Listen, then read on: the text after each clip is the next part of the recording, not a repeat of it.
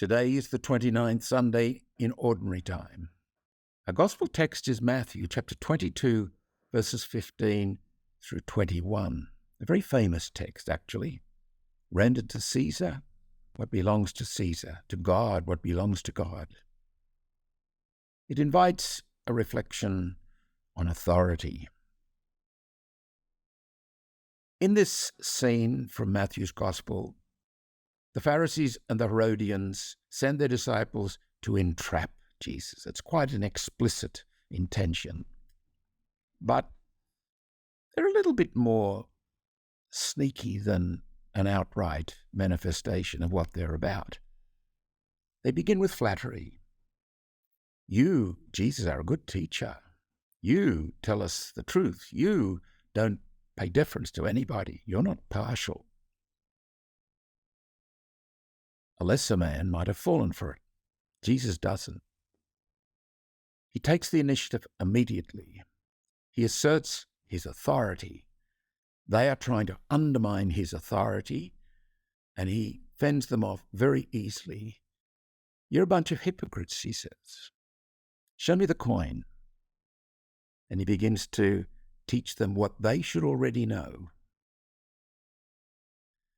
Now, this is interesting because those very people who are trying to entrap him here become his accusers before Pilate later on, a few verses into the Gospel of Matthew.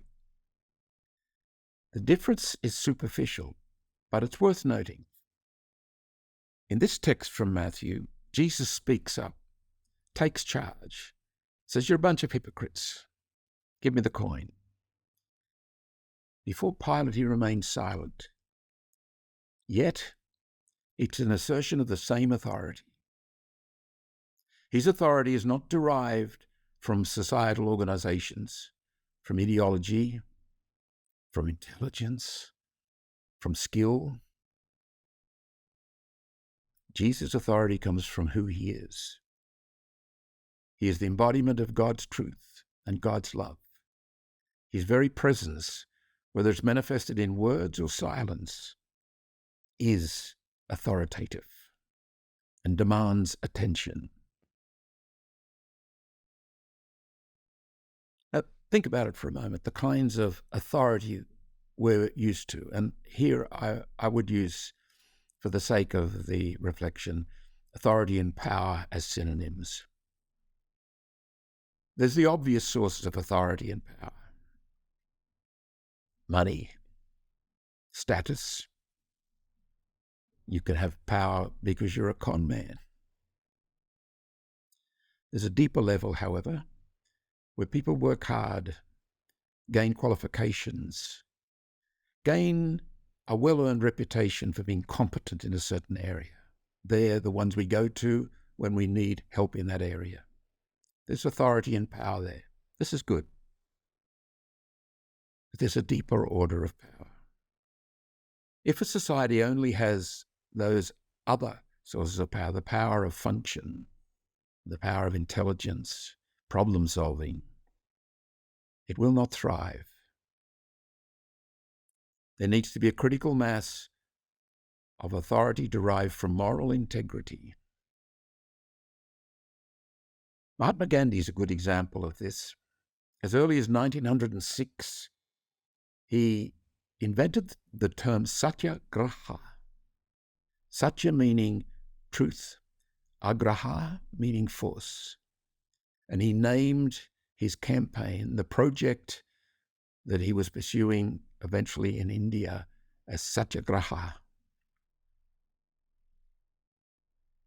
The historical example of Gandhi is particularly valuable because by Satyagraha, essentially, Gandhi was able to bring about this surrender and withdrawal of a colonial power who lacked moral integrity.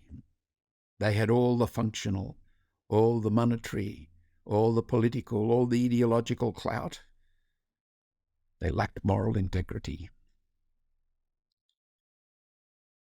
However, it's not quite as simple as that, because sometimes in a given day,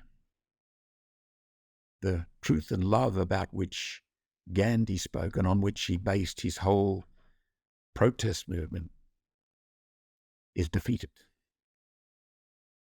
You can get someone who's so filled with hate and lies and so clever that on a given day, moral integrity actually is defeated. Look at the prophets of the Hebrew Scriptures. Their fate typically was torture and murder. They invariably suffered an ugly end. However, these people, like Jesus himself, remind us of the dignity that is ours to protect, ours to honor.